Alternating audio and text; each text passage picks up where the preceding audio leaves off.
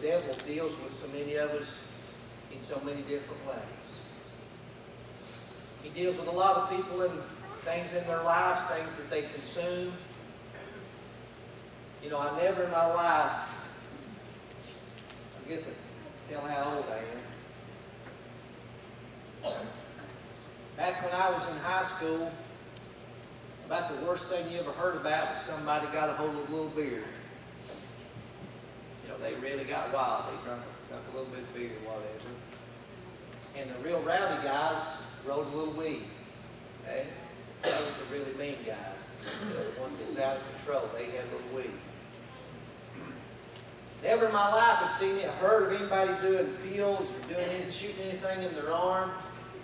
I'd read about that. I thought, well, that's in New York City, Chicago, and LA, Detroit. That's where all that kind of stuff goes on.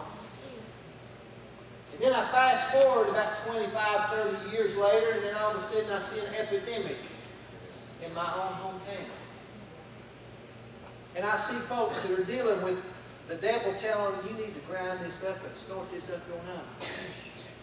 You need to shoot this in your arm.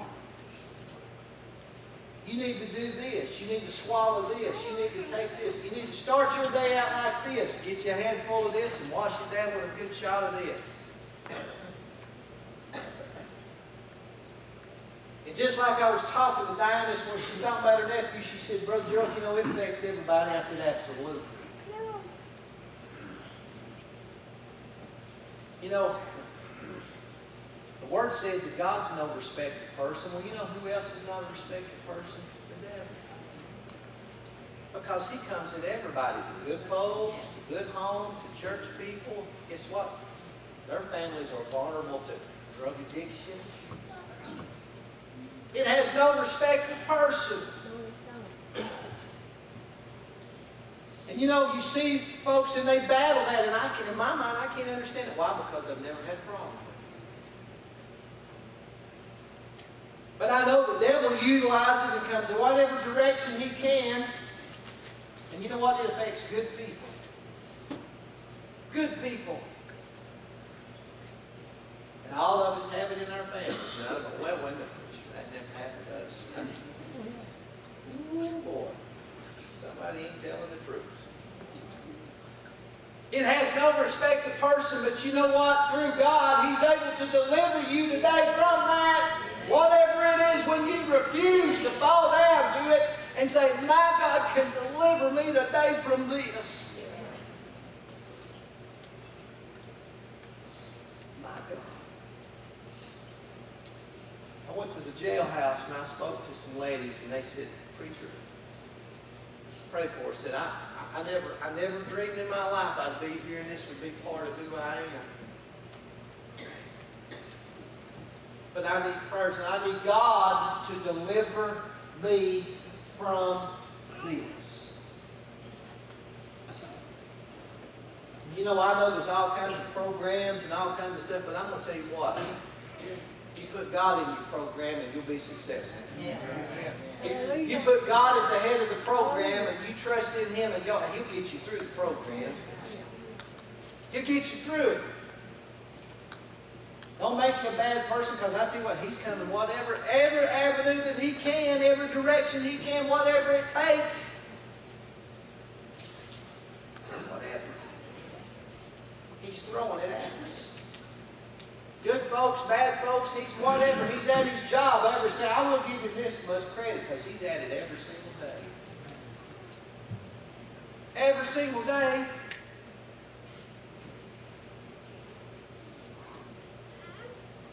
I was reading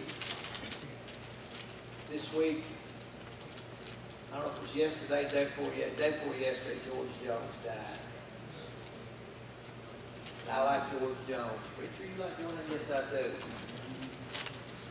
In my book, he was one of the two best singers to ever walk this planet. Other than Merle Haggard. Two guys.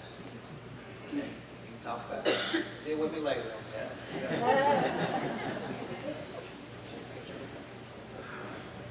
But I was reading a thing about George Jones, and he talked about how he overcame some bad things in his life. He said, I went through the 1970s, and he said, Don't know if as many days I was ever sober. And I read the story about the song that they say he's probably his greatest song, He Stopped Loving Her Today. I know somebody will come home and say, the preacher preached on country music today.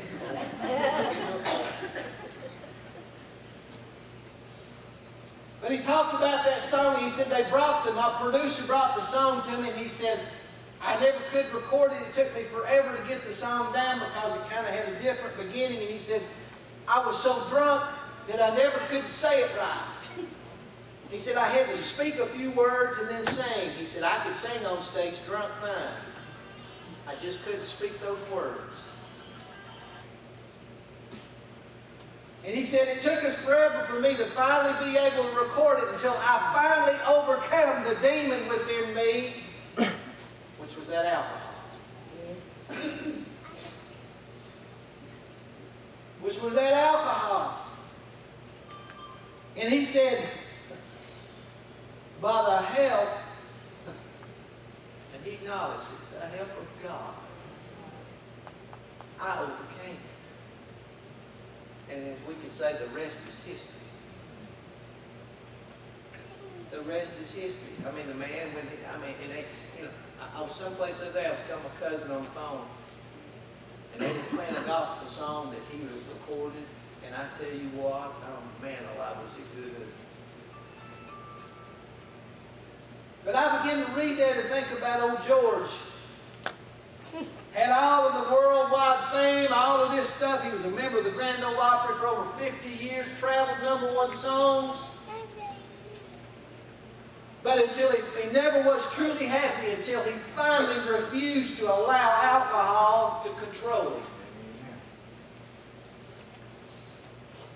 And he said, God, with the help of God,